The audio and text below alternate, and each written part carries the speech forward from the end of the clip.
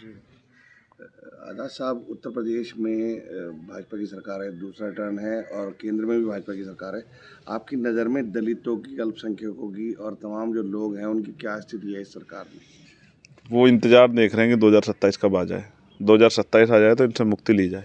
जो गलती 2022 में हो गई थी वो दोबारा ना दोहराई जाए। लोगों में बहुत चिंता है, अल्पसंख्यकों में नहीं, दलितों में, पिछड़ों में बहुत चिंता है, क्योंकि जो अवसर की समता जो है संविधान दे रहा था, नौकरी आती थी, रोजगार पैदा होते थे, तमाम तरह से जो है विकास कार्य, तो वो सब बंद हो गए हैं। और अगर हैं भी कहीं तो सीमित दायरे में हो गए हैं। लोगों को नए अवसर नहीं मिल रहे हैं, अच्छे स्कूल बंद किए जा रहे हैं, अस्पतालों में अच्छा इलाज नहीं मिल रहा है, भर्तियाँ होती है उसमें घोटाले हो रहे हैं, अगर कोई आवाज़ उठा तो लाठियों से पीट रहे हैं। ये जो अन्याय हो रहा है, और धर्म के आधार पे जो मुसलमानों को, स्पेशली ईसाइयों को, बुद्धिस्टों को जो टारगेट किया है, जैनों को, जैन समाज के जो तीर्थ स्थल हैं उनको जिस तरह से उनको अपमानित किया जा रहा है, जिस तरह से बौद्धिस्ट समाज के लोगों के जो तीर्थ स्थल हैं या उनके जो धार्मिक आयोजन हैं उनको उनमें रोक लगाई जा रही है, उसी तरह से मुसलमानों को, ईसाइयों को भी परेशान किया जा रहा है। ये सब चीज़ें जो है जनता देख रही है।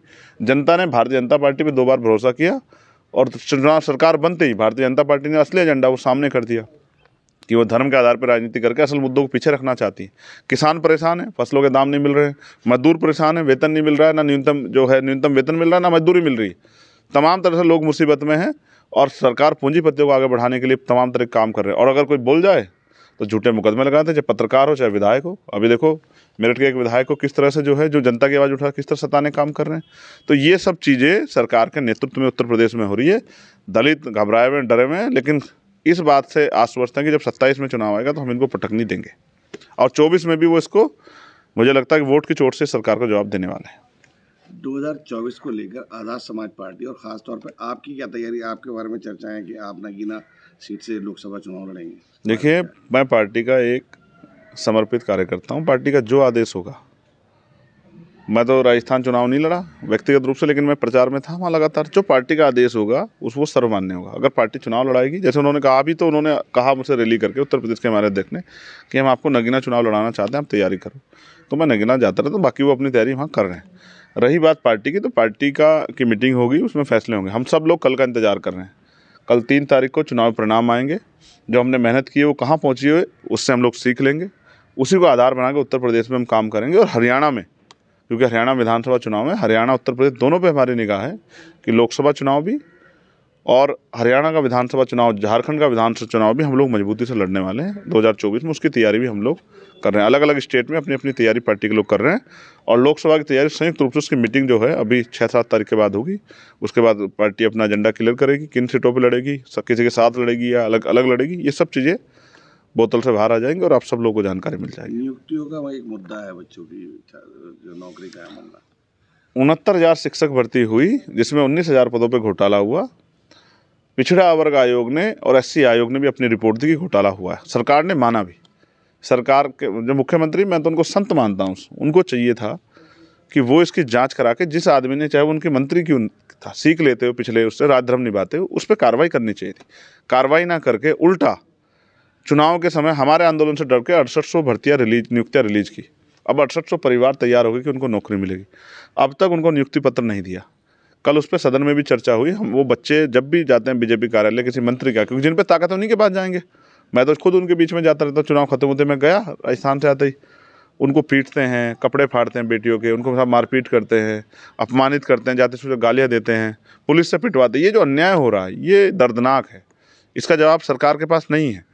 तो मैं तो उम्मीद करूंगा कि मुख्यमंत्री जी राजधर्म निभाते उन बच्चों को नियुक्तियाँ दे, और जो भविष्य में जो भर्तियाँ आने वाली हूँ, हाल तो आती नहीं, मुझे उम्मीद नहीं है, अगर आए तो कम से कम उनमें घोटाले ना कराएं, गरीबों के बच्चों का अधिकार ना छीनें, किसानों को उनकी फसल के दाम दें, और जो तमाम तरह की परेशानी लोगों के जीवन में, जो सबसे बड़ी तो एक महिला सुरक्षा का जो मामला बहुत खतरनाक हो गया है कि लोग सुरक्षित नहीं है। बेटियाँ बहन रात को निकलने में तकलीफ महसूस कर रही है। इस पर भी सोचें, खाली अपने मन से सोच के कानून व्यवस्था अच्छी होगी इस पर ध्यान ना दें।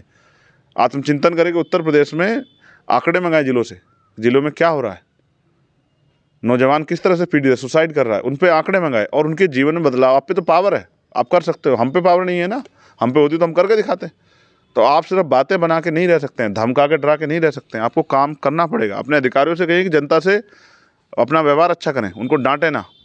पत्रकारों पे, नेताओं पे जिस तरह झूठे मुकदमे करें, ये ना करके रात धर्म निभाते हुए लड़ाई लड़ें और जनता से भी जो विश्वास उनको जनता ने दिया उस पर अच्छा काम करके दिखाएं।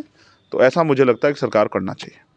जातीय जनगणना पर आपकी क्या स्टैंड है? होनी चाहिए। मैं तो बहुत दिन से मांग कर रहा हूँ। अब हम यात्रा भी निकालेंगे उत्तर प्रदेश में, मंडल यात्रा हम लोग उत्तर प्रदेश में निकालने वाले हैं, क्योंकि मंडल कमीशन आया तो पिछड़े वर्ग के लोगों को बहुत फ़ायदा हुआ। आज वो नौकरी में आए, आज वो उनके बच्चे जो आगे बढ़ रहे हैं। अब अगर इससे सरकार चिढ़ती है तो चिढ़े, हमें तो इन वर्गों के हितों की रक्षा करनी है जिनको अवसर नहीं मिले। तो और धार्मिक रूप से भी जो मुसलमानों के साथ अन्याय हो रहा है, जो ईसाइयों के साथ, बुद्धिस्टों के साथ जो अन्याय हो रहा है, जो सिखों के साथ अन्याय हो रहा है, ये अन्याय भी जैनों के साथ जो अन्याय, ये भी बंद करना पड़ेगा सरकार को। आपको पता है भाजपा के मुख्यमंत्री बैठे थे उत्तर प्रदेश के राजस्थान में, और मैं चुनाव में था, और उनके बैठे एक आदमी, एक उनका नेता बयान देता है कि सिखों के गुरुद्वारे और मस्जिदों को इनको नासूर बनकर तोड़ दो। तो इसका मतलब क्या है कि भारतीय जनता पार्टी वहाँ भी नकारात्मकता राजनीति करने चाहिए धर्म की, और वो नहीं होने दी जनता ने। और उम्मीद है कि जनता जो है अपने वोट से भारतीय जनता पार्टी सबक सिखा के और नए लोगों को मौका देगी।